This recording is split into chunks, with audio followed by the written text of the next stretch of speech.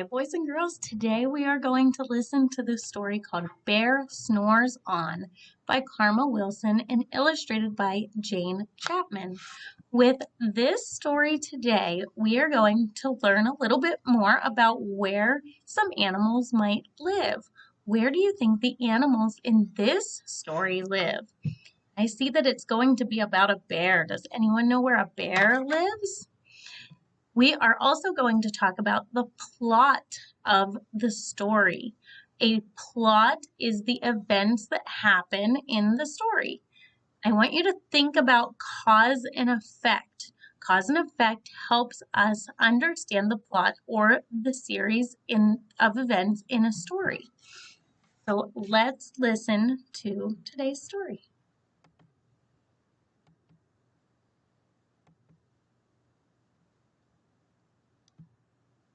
In a cave in the woods, in his deep, dark lair, through the long, cold winter, sleeps a great brown bear.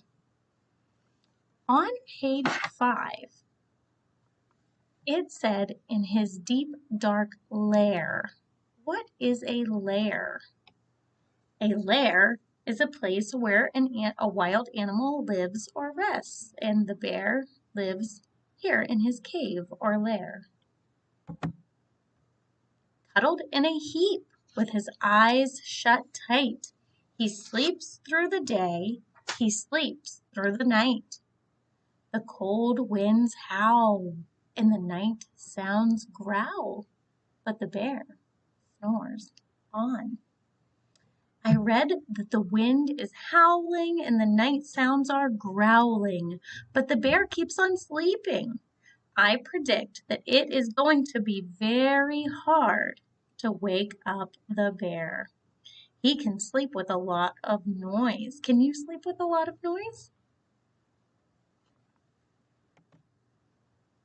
An itty-bitty mouse, pitter-pat, tiptoe, crawls in the cave from the fluff, cold snow.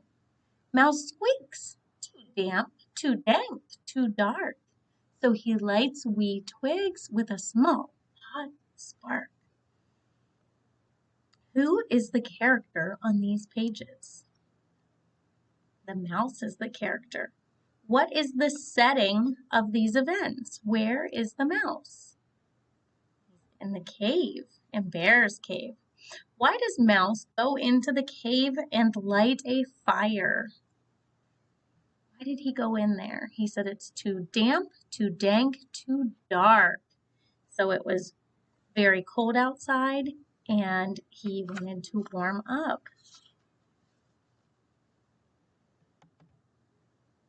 The coals pip-pop and the wind doesn't stop, but the bear snores on. On these pages, Bear keeps sleeping while the mouse makes the fire. My prediction that it would be hard to wake up the bear is correct. He's not waking up even with the mouse making a little fire there.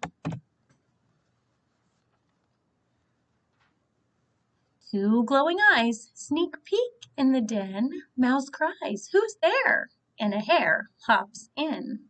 "Oh, Mouse," says Hare, "long time no see." So they pop white corn and they brew black tea. Mouse sips, wee slurps, Hare burps, big burps. But the bear snores on, so he's still not waking up. A badger scuttles by, sniff snuffs at the air. "I smell yummy yums, perhaps we can share." "I've brought honey nuts," Badger says with a grin. "Let's divvy them up, cozy down, and dig in." Who is the character on these pages?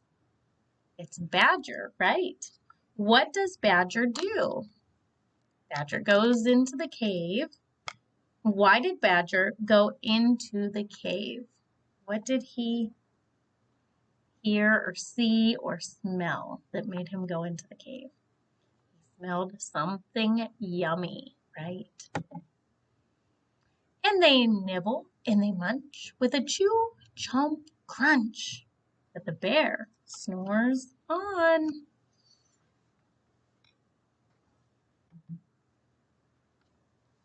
A gopher and a mole tunnel up through the floor. Then a wren and a raven flutter in through the door.